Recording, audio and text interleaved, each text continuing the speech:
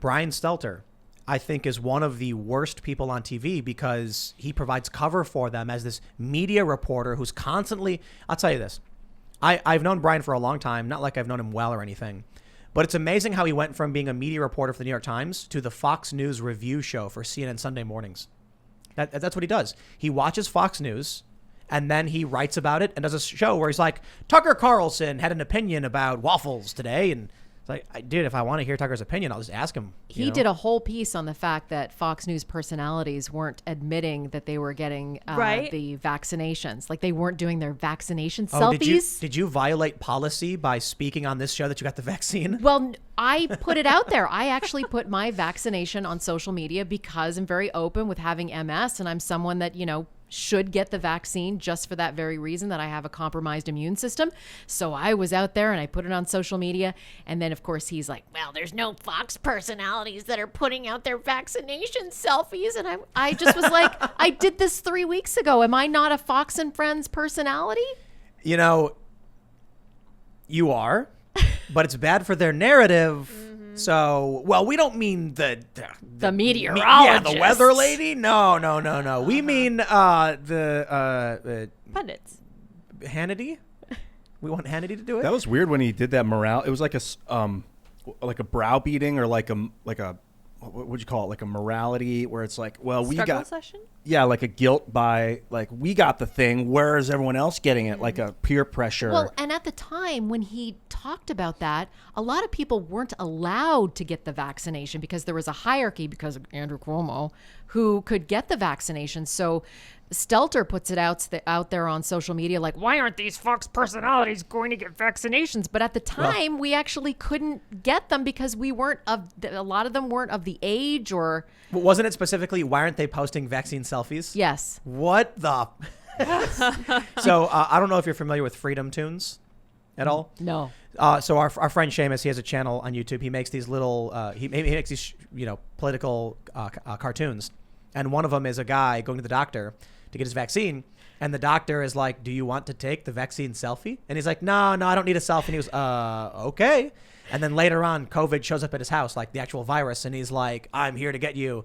And the guy goes, COVID, you can't get me. I've got a vaccine. And he goes, what? Show me your proof.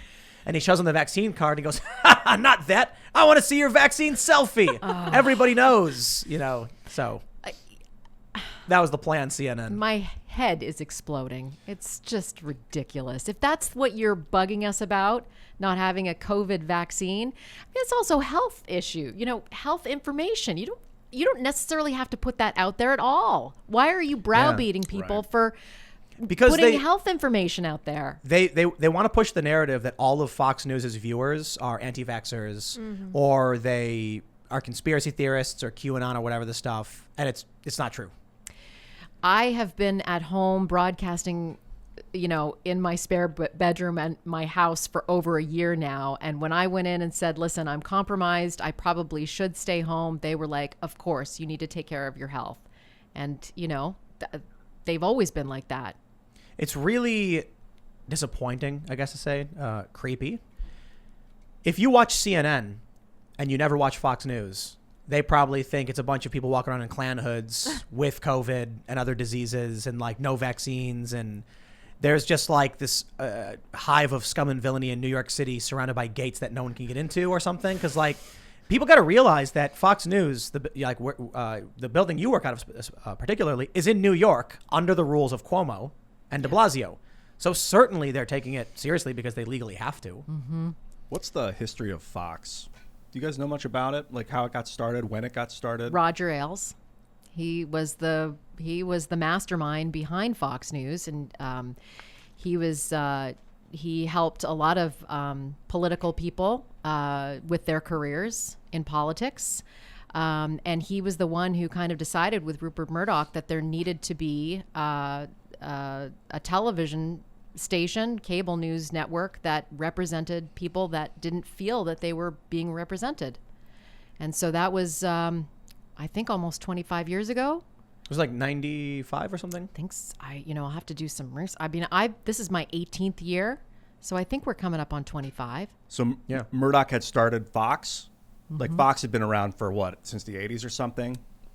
like the Fox the TV Corporation? show? Is that what it was? And then Ailes came to Murdoch and was like, let's add Fox News Channel. Okay. Yeah. I'll have to see the chicken or the egg. Isn't Fox News like is it still owned by Murdoch?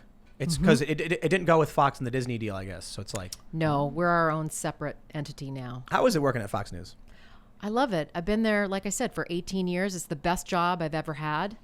I love the people there. I love the job that I do. You know, the fact that I talk about Andrew Cuomo is, you know, I've never thought I would ever be in this kind of position talking about politics, because that's not, you know, my wheelhouse at all. You know, They don't have an issue with like you coming on shows like this and talking politics. You know, I think that they knew that this was very personal for me. They knew the story. And at the very beginning, when this was happening, my husband, who's a very private person, not in broadcasting at all, he didn't want me to bring up his family. You know, they were very private people. But when we saw the fact that there was no news out there, and the governor was going around as the go-to pandemic politician, not talking about these nursing home issues, it became more and more clear that he was getting away with this. So you talk about Tucker. I was texting with Tucker, and I believe it was a conservative, was it Town Hall maybe? Forgive me, but it was a conservative outlet that broke the news that he wasn't counting those that died in the hospitals. Okay, I think it was Town Hall. I think it was Town Hall too. No, what was the outlet that Tucker Carlson started? Daily Caller. Daily Caller. It was the Daily Caller. Forgive me. So they were the ones doing the investigative reporting, and I was reading this and thinking to myself, why isn't this a story on the news channels? So I texted with him and I said, listen, this is what happened with my in-laws. He put COVID positive patients into nursing homes. He actually had a mandate for 46 days to do this. This should be a story. And he said, listen, if you want to, anytime you want to come on the program, I believe it's a story. You have a forum to do so. And when I continuously saw the governor going on these programs and never being asked the nursing home question, that's when I said to my husband, you know, can I talk about this? Because I don't think there's anyone doing that. Yeah. And so that's how it sort of began.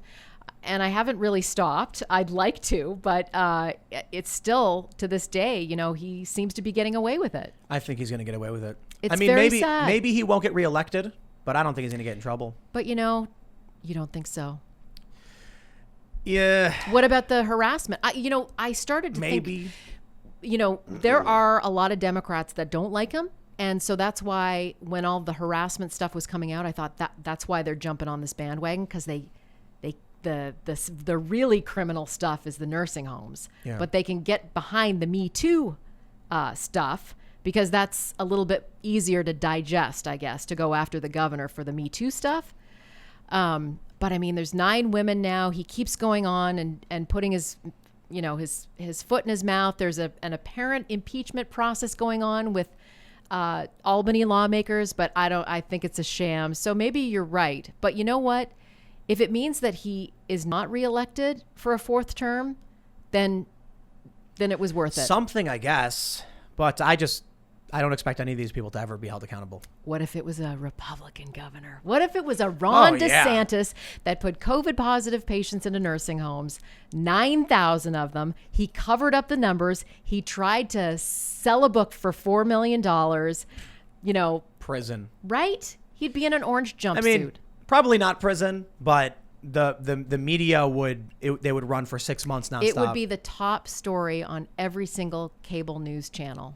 This is the problem with the networks have built an audience based on tribe, because I think mostly because of the internet. If people can choose to watch whatever they want, then they're going to choose to go where their bias leads them.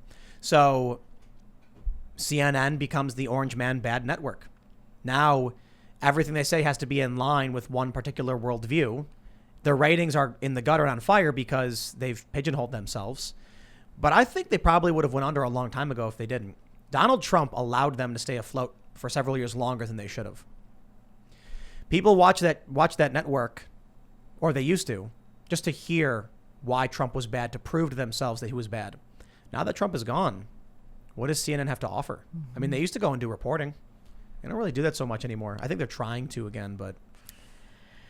Well, back to your point, Fox has been really good to me. And when they knew my personal story and knew what I was trying to do by going on, Tucker's show and Sean Hannity's show and Fox and Friends, it was to be a voice for all of these families that didn't have one. So I do walk that line sometimes, and I'm grateful that they gave me the platform and trusted me that, I was doing it for the right reasons. You went on Tucker's show and talked about all this. Was that the first time you had stepped away from just doing the? Yes, and it was terrifying. It's still terrifying.